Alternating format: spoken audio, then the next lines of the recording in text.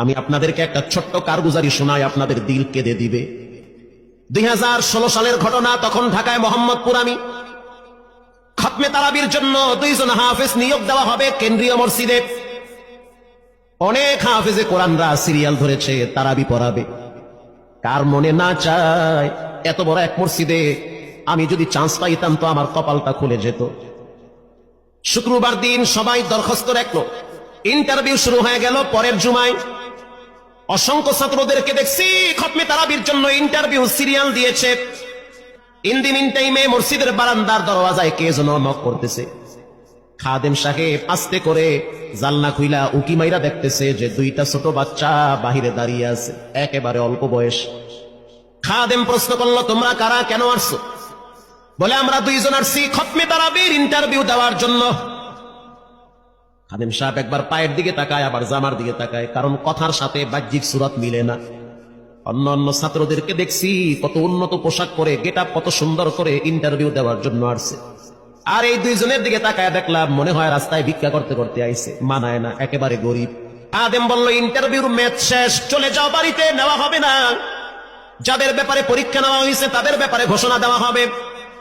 বাচ্চা 2টা নাসরবান্দা বলতে আছে, আমাদের তো টাকা নাই যে আমরা ভাড়া দিয়ে এখানে আসবো।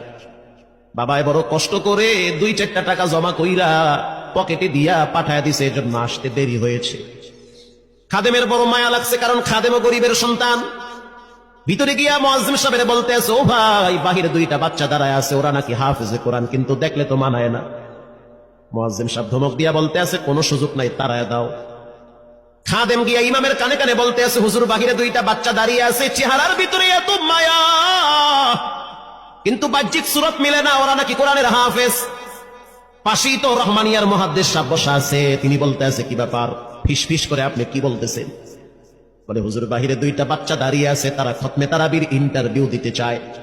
মুহাদ্দিস সাহেব বলল, কোনো কথা নাই, আল্লাহর ঘরের দরওয়াজা খুলে দাও, এখানে কোনো পার্সিয়ালিটি চলবে না।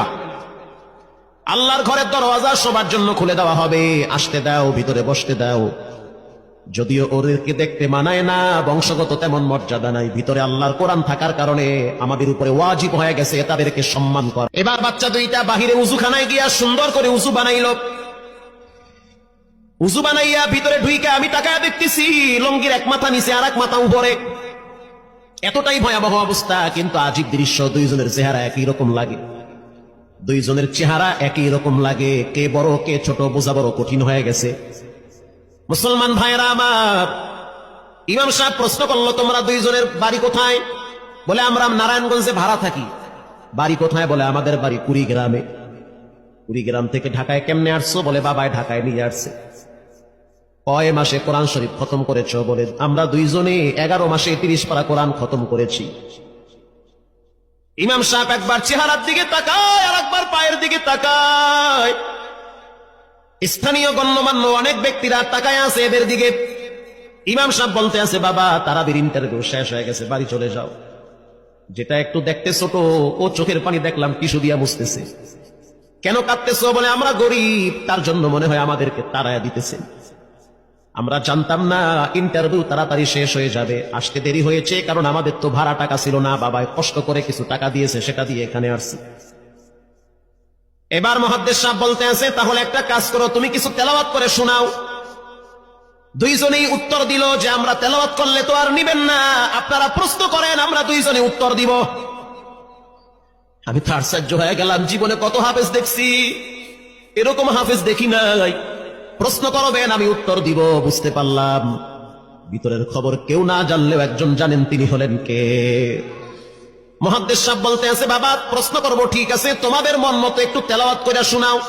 তেলাওয়াত যদি মানসম্মত হয় তাহলে ইন্টারভিউ নিব, যদি না হয় তাহলে ছাঁটাই করে দিব। এবার ছোট যেটা সেটা তেলাওয়াত শুরু করলো সূরা তাহা থেকে। তাহা মা আনজালনা আলাইকাল কুরআনা লিতাশকা। ছোট বাচ্চাটা তেলাওয়াত করলো, বড় সন্তানটাও তেলাওয়াত করলো। এবার যারা হাফেজ সাহেব ছিল তারা প্রশ্ন শুরু করলো, যেখান থেকে প্রশ্ন করে পৃষ্ঠা ঠেকায়া দেয়, একটা জায়গায়ও আটকাইতে পারে না। এমনকি বাচ্চা 2টা এটাও বলেছে, যদি আপনাদের যদি ধৈর্য থাকে তো আমরা 2 জনে পুরা 30 পারা এখানে এক দাঁড়ানে পড়ায়া দিব।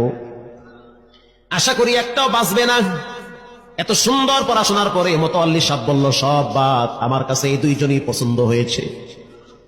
এই দুইজন রে মোতাল্লি সাহেব দাঁড়াইতে পারে না, হুইল চেহারে বসে থাকে, কাছে দাইকা বুকের সাথে জড়ায়া ধরছে আর বলতে আছে, আল্লাহ, এমন একটা সন্তান যদি আমার থাকতো জীবনটা ধন্য হয়ে যেত, আমার মৃত্যুর পরে একটু হইল তারা কোরআন তেলাওয়াত করতে পারত। নিয়োগ হয়ে গেল, তারাবি শুরু হয়ে গেছে। মোহাম্মদপুর থানায় গিয়ে খবর নিয়ে দেখে অনেক পুলিশরা এই বাচ্চার পিছনে দাঁড়ায় দাঁড়ায় নামাজ পড়ে চোখের পানি ছেড়ে কেঁদেছে।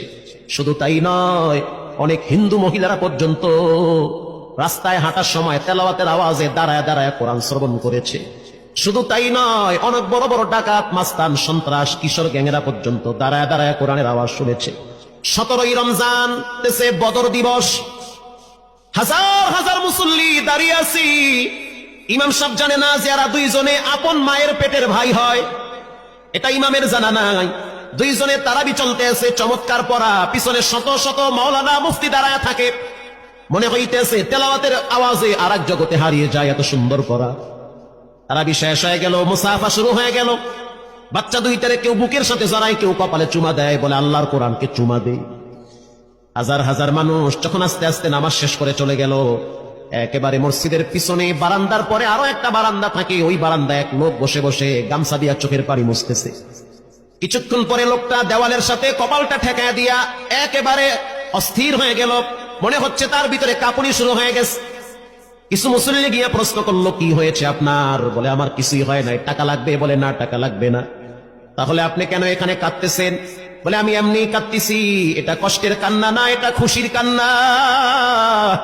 এটা কষ্টের কান্না না, এটা খুশির কান্না, আনন্দর কান্না। আল বুকা মিনাল ফারাহ, অতি সুখে মানুষ কখনো কখনো কেঁদে দেয়, চোখের পানি ছেড়ে দেয়। ইমাম সাহেব বলল, পিছনে কে? লোকটা তাকে সামনে নিয়ে আসে। এবার লোকটাকে যখন কিছুদূর সামনে আনা হইল, ওই বাচ্চা দুইটা মসজিদের ভিতর থেকে দৌড় মাইরা গিয়া বলতে আছে, এই লোকটা আমার আব্বা, ইনি আমার আব্বা হয়। ধমক দিবেন না, রাগ করবেন না, আমার আব্বা ঢাকা শহরে রিক্সা চালায়। রিক্সা চালায় চালায় আমাদের দুইটা ভাইরে কোরআনের হাফেজ বানাইছে।